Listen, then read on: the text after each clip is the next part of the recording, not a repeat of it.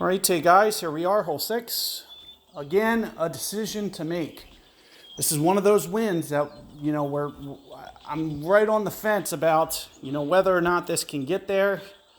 Thinking of maybe going Pro D just to have this extra. If I do go up to the wedge shot, you're going to see that I'm going to try to do it like this. And, I really don't need to be in wedge range.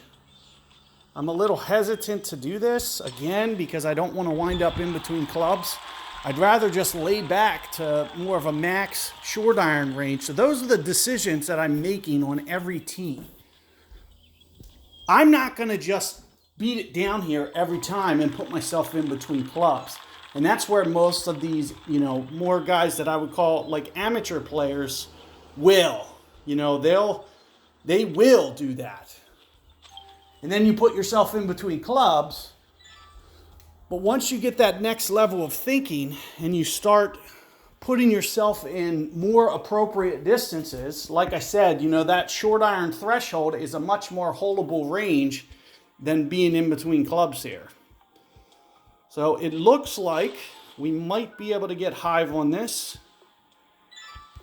It'll be close. If we can't do hive, we can definitely do hip. I can tell you that. But the tailwind here, I'm thinking, might just keep this in range. And it's really the tailwind that could be my saving grace, but we'll have to just see. It looks pretty good. It's right at the max club. We should be able to put a lot of backspin, and as you can see, it just gets behind the hole. This is more or less what I'm thinking. I might even come a little bit off the backspin. I really don't need it zipping back like that. I think zipping back like this is plenty. Now, one of the things that you got to keep in mind is wind effect. So you're going to see that you can see that I'm starting to get that. I'm starting to put extra hook on that. You can see how it's hooking to the left. Since the wind is pointed left to right, after the wind affects this, it's going to come back much more straight.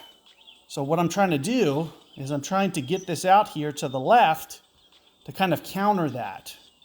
So this is more or less what I'm thinking for my adjustment. And as I mentioned, this is going to straighten out with a 4.5. So keep in mind, if it's a 7, it's going to straighten out even more. So, that's one of the big keys to getting your wind down. Now, what do I like to do with my hive? I'm thinking at the max line here. What are we thinking? 150, maybe a little bit heavy on 150. But this is going to be a multiplication. So instead of ring per, we're going to go this times. So I'm thinking somewhere in here. 6.8, 6.9. So 6.8, 6.9, somewhere in that ballpark. So that's where I'm going to set up. I'm just going to kind of be right here. And then we'll just pull down to the edge there, and that's 6.8, 6.9 right there. Like I said, I do expect this to be pretty close. Might not go in, but it's going to be dangerous with this adjustment. And so you can see I was a little under. I should have maybe even went to the 1.5 exact, 1.50 exactly. So set, but you could see that this dictates exactly what I was trying to do. You see how the ball, it didn't have that hook on it anymore. Once the wind affected it, it came almost straight back. So that's why I was starting to put that left hook on it, because I wanted to make sure that it still took a little bit of break, just a tiny bit. But I was a little under adjusted as well.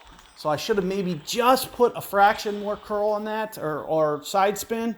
But on top of that, maybe just a hair more on the ring adjustment. So no more than 5.1 though. So if I just went 4.85, 5.0, 5.05 rings would have probably been right in the cup.